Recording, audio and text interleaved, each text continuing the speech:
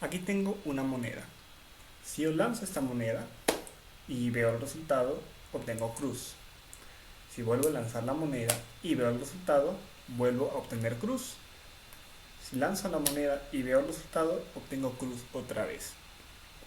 Si yo me quedara solamente con estas tres observaciones, llegaría a la conclusión de que existe un 100% de probabilidad de obtener cruz al lanzar una moneda. Esto, como sabemos, es falso, porque la probabilidad de obtener cara o cruz es la misma, es del 50%. Sin embargo, al tener solamente tres observaciones, yo puedo formarme una idea equivocada. Entonces, esto nos da una idea intuitiva de la importancia del número de observaciones que tengamos y de cómo este número de observaciones va a estar relacionado con la exactitud de la estimación que hagamos. En este caso podemos pensar en que el número infinito de lanzamientos de monedas que podríamos hacer en teoría es la población de observaciones. Y el número de observaciones que hemos tenido, que es de 3, es una muestra. Esa muestra de 3, como vemos, es insuficiente para darnos una estimación fidedigna de la probabilidad verdadera de la obtención de cara o cruz al lanzar una moneda. Y de esto va más o menos el tema que vamos a ver ahora, que es el tema de la distribución muestral. Entonces, comencemos. Cuando hacemos una investigación, lo que usualmente tratamos de hacer es darnos una idea de cómo funciona determinada variable en la población que nos interesa. Pero como no podemos evaluar toda la población, entonces extraemos una muestra. Esta muestra se espera debe ser lo más representativa posible de la población.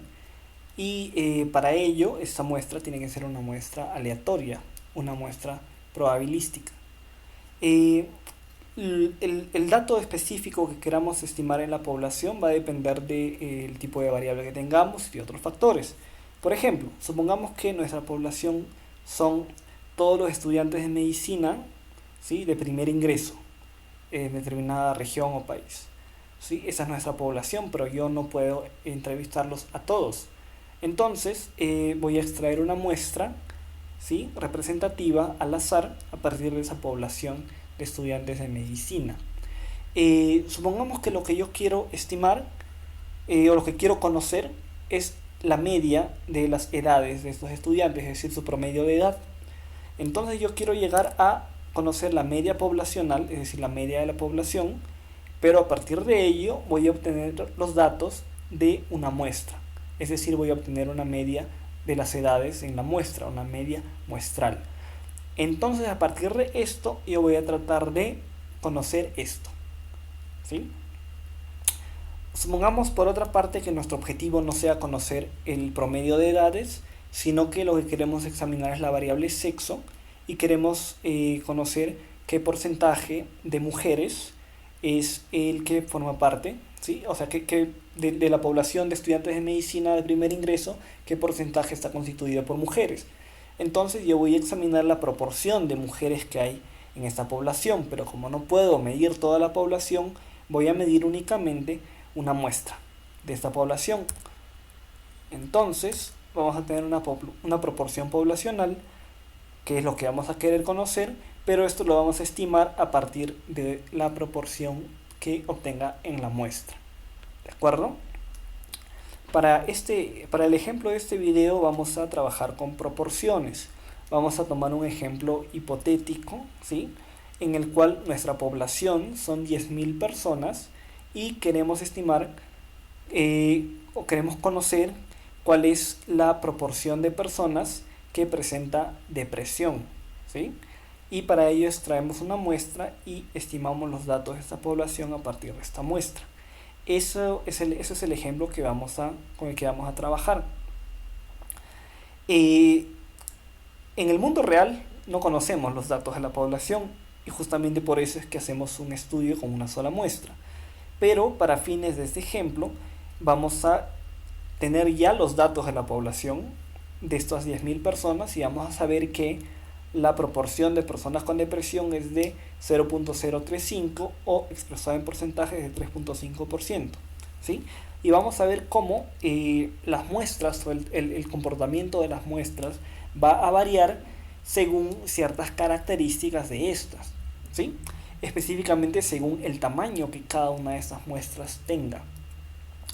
En una primera situación, vamos a imaginar que la muestra que vamos a extraer es de solo 5 personas, ¿sí? Entonces, cada una de estas muestras constituye un estudio. Si yo hago un primer estudio, voy a observar que en la proporción de personas con depresión es de 0.2 o, dicho de otra forma, del 20%. Esto, como vemos, está muy lejos del valor verdadero. El valor verdadero es el valor de la población y en este caso es 3.5%. Si hacemos un segundo estudio, vamos a observar que no hay ninguna persona con depresión, lo cual también está lejos de la verdad. Y luego vamos a imaginar que repetimos esto 1000 veces, es decir, hacemos 1000 estudios distintos, cosas que obviamente en la vida real no ocurre. Y en estos 1000 estudios vamos a obtener cosas muy diversas, ¿no? Vamos a ver que hay muchos valores de 0, algunos de 20 y quizá va a haber algunos por allí que tengan otro valor. Aquí hay un error, aquí debería ser 20%, ¿sí? Entonces, si observamos estos resultados, vamos a darnos una idea de que trabajar con solo 5 personas nos va a dar resultados muy sesgados, muy alejados del valor verdadero, ¿sí? Y quizá no sea, por lo tanto, muy práctico trabajar con solo 5 personas. Ahora bien, si en estos 1000 estudios sacamos el promedio de las 1000 proporciones obtenidas, vamos a obtener un promedio de 0.039, lo cual sí está aproximadamente cerca al valor verdadero. Pero en la vida real no vamos a hacer 1000 estudios, ¿sí? Solo vamos a tener un solo estudio. Y cuando tenemos un solo estudio, entonces esta información va a ser muy imprecisa, ¿sí? Va a ser muy imprecisa. Esto lo podemos ver viendo el valor de la desviación estándar. Recordemos que la desviación estándar es una medida de variabilidad, es decir, que tanta fluctuación, que tanta inestabilidad hay entre un elemento y otro. En este caso, los elementos son las muestras. Y como vemos, hay bastante fluctuación. Aquí puede ser 20%, aquí 0%, 0%, otra vez 20%, etc.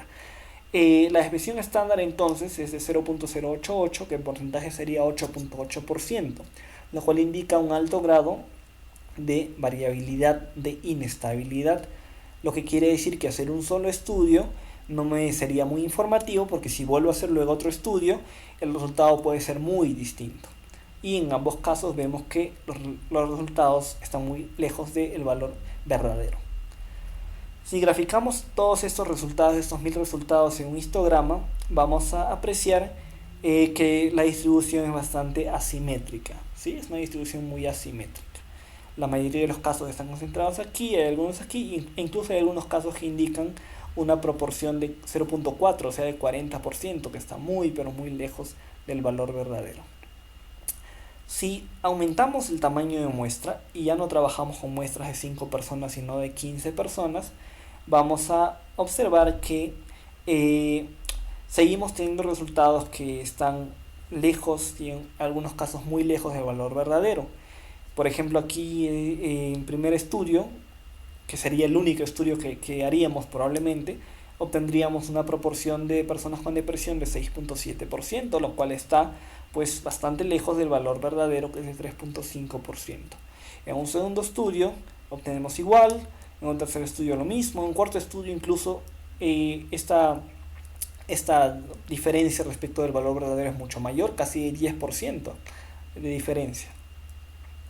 En un quinto estudio es 0%, en un estudio 0%, etc. Y hasta llegaron al estudio número 1000.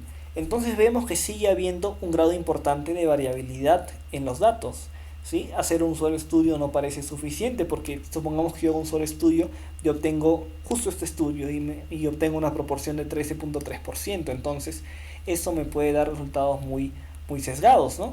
Y si vuelvo a hacer otro estudio, luego tengo 0%, entonces hay demasiada fluctuación en los datos. Esto lo podemos observar aquí en la desviación estándar, ¿no? Que hay mucha variabilidad.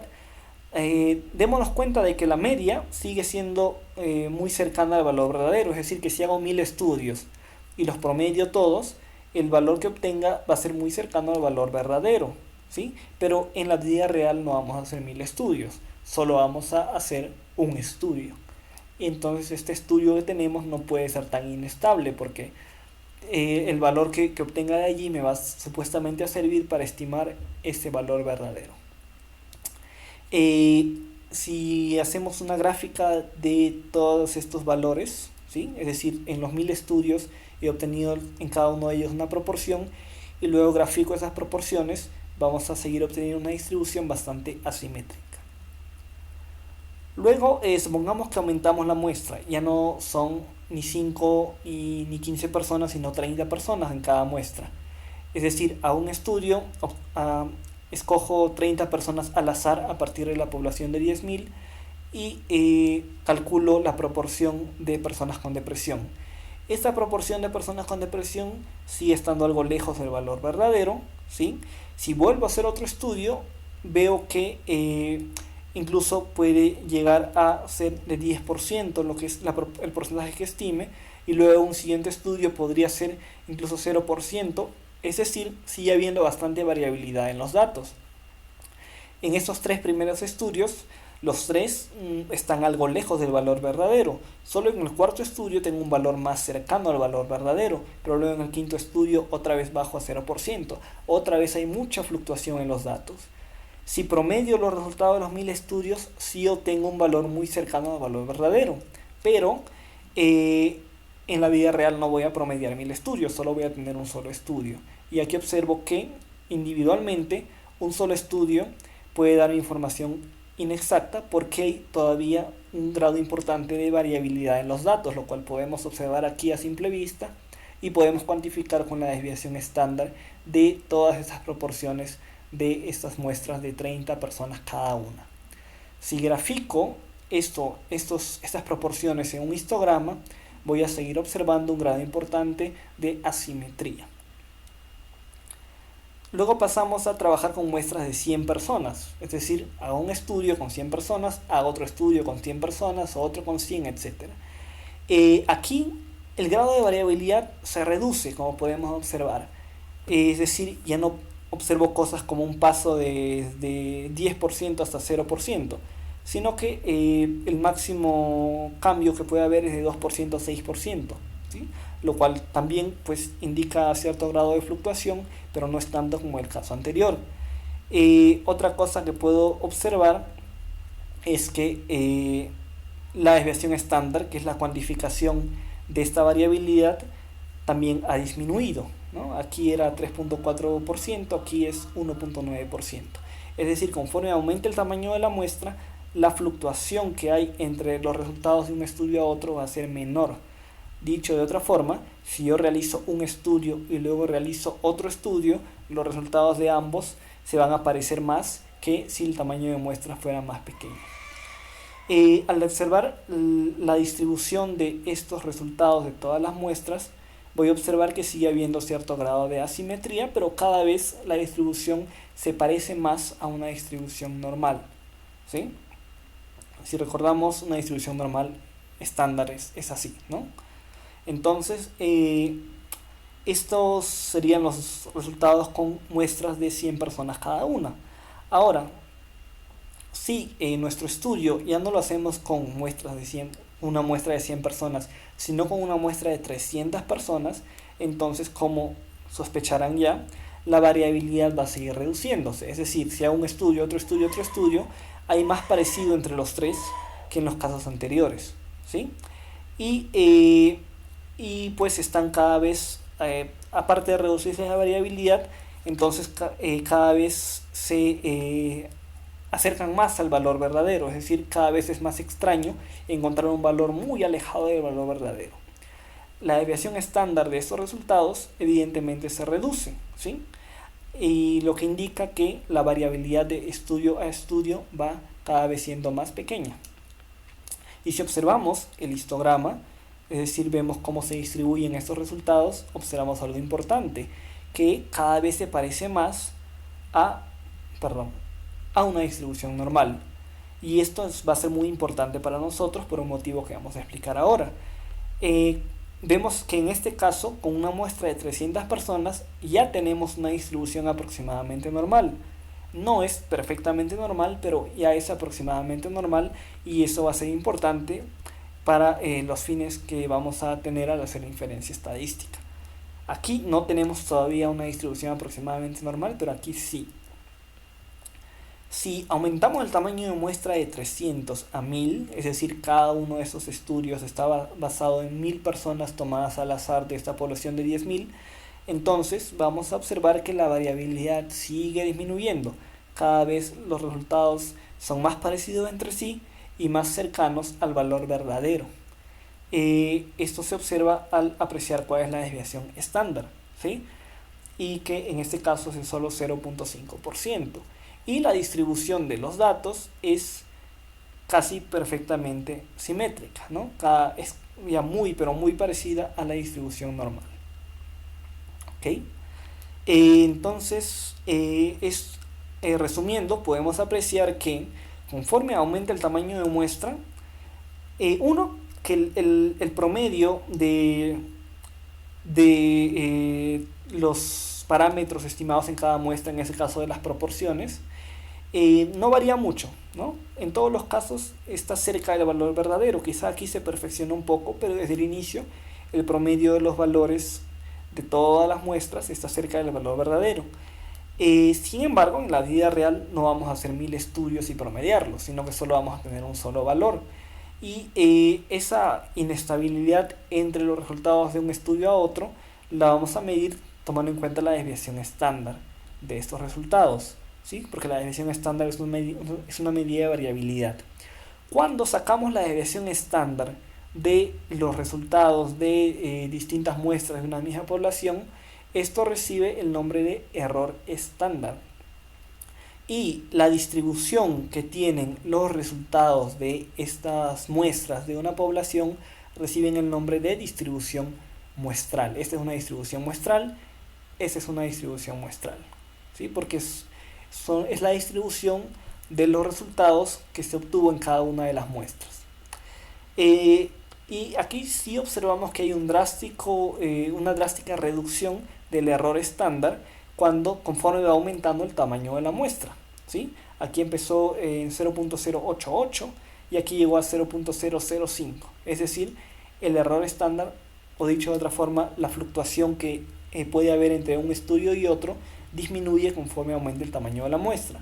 Dicho de otra forma, mientras más grandes sean nuestras muestras, más se va a parecer un estudio a otro. Mientras más pequeña sea la muestra, más puede diferir un estudio de otro. Mientras más sea la muestra, quizá la aproximación que tengamos con un solo estudio va a ser más, podemos tener más certeza de que va a acercarse más al valor verdadero de la población. Otra cosa que es, en este caso, estos dos últimos casos, es decir, cuando tenemos muestras de 300 y de 1000, en estos dos últimos casos las distribuciones han sido aproximadamente normales. Y esto para nosotros es importante. ¿Y por qué es importante? Si recordamos, mencionamos la vez anterior que cuando tenemos una distribución aproximadamente normal, como es en estos dos últimos casos, podemos esta distribución normal transformarla en una distribución normal estándar. Una distribución normal estándar es aquella que tiene una media de 0 y una desviación estándar de 1. ¿Y para qué hacemos eso? Lo hacemos para darnos una idea de qué tan probable o qué tan improbable o qué tan extremo, qué tan extraño, qué tan atípico no es la palabra correcta, pero qué tan inusual es un resultado. Decíamos que si está entre menos 2 y más 2, podemos tener certeza de que este resultado es más o menos o es bastante probable, ¿no? Porque ese es el 95% central, entonces hay un 95% de probabilidad de que este resultado esté este resultado está dentro del 95% de resultados más probables. En cambio, si este resultado está por fuera, entonces es un resultado algo improbable debido a que está dentro de ese 5% que se ubica en los extremos. ¿Ok? Entonces, si tenemos una distribución normal, podemos transformar este dato de la distribución normal a una distribución normal estándar a puntaje z, y a partir de eso hacernos una idea de qué tan usual o inusual es ese resultado. Si, por ejemplo, tomamos un dato de esta distribución muestral, ¿sí?, que es aproximadamente normal y que tiene como media 0.035 y como desviación estándar 0.011. Aquí ya los tengo. La media 0.035 y la desviación estándar 0.011. Y supongamos que en mi investigación yo obtengo pues este dato, ¿no? Esta proporción, que es 0.047. Yo quisiera saber en la distribución en la distribución muestral, es decir, en la distribución de los puntajes o de las proporciones que se ha obtenido en todos los estudios o en estos 1000 estudios, dónde se ubica este estudio 1, este estudio que indica una proporción de 0.047. Entonces, yo podría hacer esto con una calculadora de puntaje Z. El puntaje bruto que quiero estimar es 0.047, la media es de 0.035 y la desviación estándar es de 0.011. ¿Sí? Entonces, si yo calculo esto, obtengo un puntaje Z de 1.09. 1.09. ¿De acuerdo? Entonces, este puntaje Z de 1.09 estaría más o menos 1.09, estaría más o menos por aquí, ¿no? Es decir, este puntaje, o dicho de otra forma, esta muestra está dentro de lo usual, ¿no? Está dentro de lo considerado bastante probable para una distribución que tiene una media de 0.035 y una desviación estándar de 0.011, ¿sí? Igual, por ejemplo, con la muestra 2, ¿no? La muestra 2 tiene una proporción de 0.03. ¿Sí? ¿Qué tan improbable o qué tan inusual sería encontrar una muestra de 0.03? Una proporción de 0.03 en una muestra. Esperen, creo que no es 0.03, es 0.030. Entonces obtengo un valor de menos 0.45. Menos 0.45. Lo cual estaría más o menos por aquí, ¿no? Es igual, es algo que está perfectamente dentro de lo considerado usual, ¿no? De lo considerado bastante probable. ¿Sí? Recuerden que este es el 95% de los casos, entonces son los casos más usuales, los más probables. Una cosa más, tenemos aquí, podemos imaginar que en una investigación encontramos una proporción de 0.09, ¿sí? Es decir, el 9%. ¿Qué tan probable sería dentro de esta distribución muestral? ¿Qué tan probable sería encontrar una distribución de 0.09? Entonces, yo puedo estimar esto y obtengo un valor Z de 5. Un valor Z de 5 es un valor muy extremo, es decir, sería un valor que incluso no lo podemos graficar aquí porque estaría pues por aquí un puntaje Z de 5, más o menos. Es decir, es un valor muy extremo, muy alejado de lo considerado altamente probable. Por lo tanto, diríamos que este valor 5 sí sería un caso muy, muy, muy improbable. ¿De acuerdo?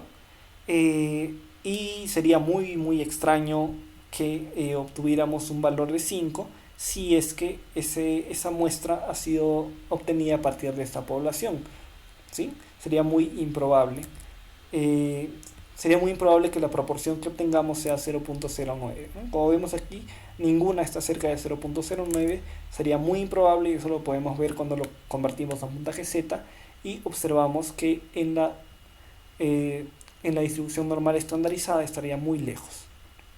¿Ok? Eh, También podemos entonces crear a partir de estos datos, podemos transformar, así como hemos transformado los puntajes en bruto a puntajes z, también podríamos transformar estos puntajes z a puntajes en bruto, para poder darnos una idea de entre qué valores estaría lo considerado altamente probable, es decir, ese 95% que es considerado entre comillas normal o típico. Entonces podríamos establecer lo siguiente, ¿no? Menos 2 desviaciones estándar por debajo del promedio sería el promedio, que en el caso de esta distribución es 0.035, sería el promedio menos dos veces la desviación estándar, que es 0.011, ¿sí? Y esto sería un valor de 0.013, o dicho de otra forma, 1.3%. Ese sería el extremo inferior. El extremo superior sería, bueno, lo mismo, ¿no? Pero en lugar de restar, vamos a sumar. Perdón.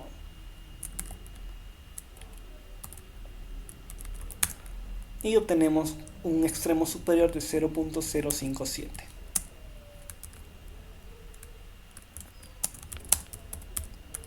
O dicho de otra forma, 5.7%. Entonces, si tenemos valores que están por debajo de 1.3% o por encima de 5.7%, entonces podríamos considerar que esos son valores muy poco probables. ¿Por qué? Porque están en ese 5% extremo de la distribución, no están dentro del 95% que es considerado más probable o más usual, ¿sí? Sino que estarían en los extremos. Si observamos estos datos, ninguno de ellos está fuera de este rango, ¿no? Y si observamos los 1000 datos, vamos a ver que solamente unos cuantos de ellos estarían fuera de este rango. Específicamente, el 5% de estos 1000 casos estaría fuera de este rango, ¿no? ¿Por qué? Porque es el 5% que aparece en los extremos.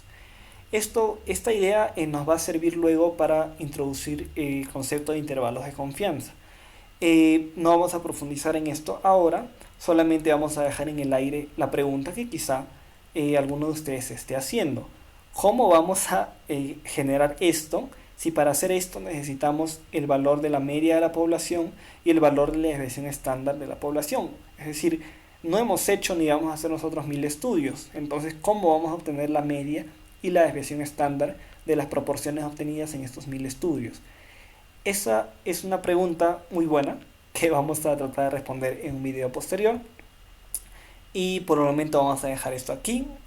Y vamos a continuar explorando en otro video un ejemplo de distribuciones muestrales, pero ya no con proporciones, sino con medias, ¿no? Que es lo que utilizamos para resumir una variable cuantitativa.